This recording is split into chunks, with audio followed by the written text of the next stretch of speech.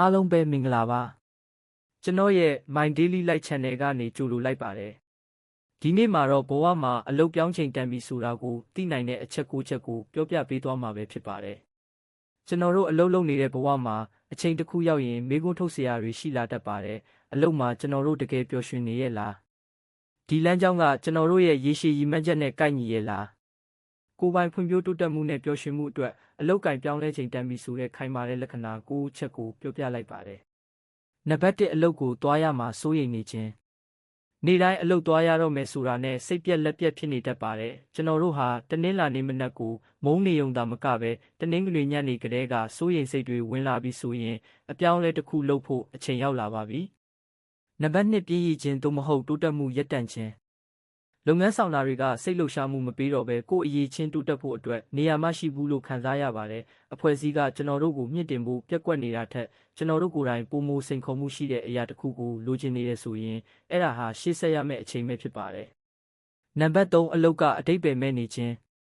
ကျွန်တော်တို့လုပ်နေတဲ့အရာတွေရဲ့တက်ရောက်မှုဒါမှမဟုတ်ရည်ရွယ်ချက်ကိုမတွေ့ရတော့ပါဘူးအလောက်ကရတဲ့လစာဟာအတိတ်ပဲမရှိတဲ့အလုပ်တစ်ခုအတွက်လုံလောက်တဲ့ခံစား권လစာမဟုတ်ဘူးလို့ခံစားရရင်ကျွန်တော်တို့ဟာပုံမကြီးမားတဲ့ရည်ရွယ်ချက်ကိုရှာဖွေဖို့လိုအပ်ပါတယ်နံပါတ်4အသစ်တစ်ခုကိုစိတ်ကူးယဉ်နေခြင်းကျွန်တော်တို့ရဲ့စိတ်ဟာတခြားအလုပ်တွေဒါမှမဟုတ်လုပ်ငန်းနယ်ပယ်တွေစီမကြာခဏရောက်ရှိသွားတတ်ပါတယ်ဒါဟာကျွန်တော်တို့ရဲ့ပင်ကိုယ်စိတ်ကနေလက်ရှိအလုပ်ဟာကိုယ်နဲ့အမဝင်တော့ဘူးဆိုတဲ့အချက်ပြမှုတစ်ခုဖြစ်ပါတယ်အဲ့ဒီစိတ်ကူးယဉ်မှုတွေကိုလက်တွေ့အစီအစဉ်ဖြစ်ပြောင်းလဲဖို့စတင်ရပါမယ်နံပါတ်5ကိုယ်ပိုင်တန်ဖိုးတွေပြောင်းလဲသွားခြင်း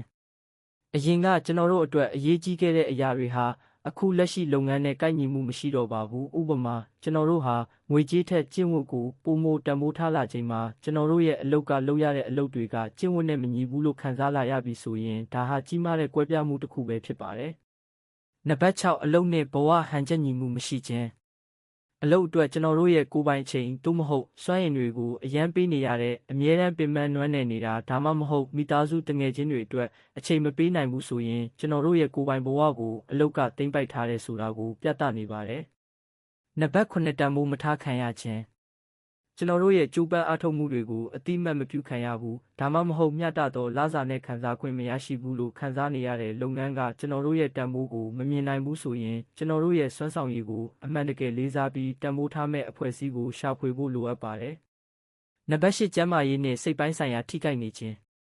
အလုပ်ဖိစီးမှုဟာကျွန်တော်တို့ရဲ့ရုပ်ပိုင်းဆိုင်ရာသို့မဟုတ်စိတ်ပိုင်းဆိုင်ရာကျန်းမာရေးကိုထိခိုက်စေပါတယ်။ခေါင်းကိုက်ခြင်း၊အိပ်မပျော်ခြင်းဒါမှမဟုတ်စိတ်ဖိစီးမှုမြင့်မားခြင်းတို့ဟာကျွန်တော်တို့ရဲ့ခန္ဓာကိုယ်ကနေပေးပို့နေတဲ့အပြောင်းအလဲလုပ်ဖို့ဆိုတဲ့ရှင်းလင်းပြတ်သားတဲ့အချက်ပြမှုတွေပဲဖြစ်ပါတယ်။နံပါတ်9အသစ်တစ်ခုကကိုယ့်ကိုဖန်ဆားနေခြင်း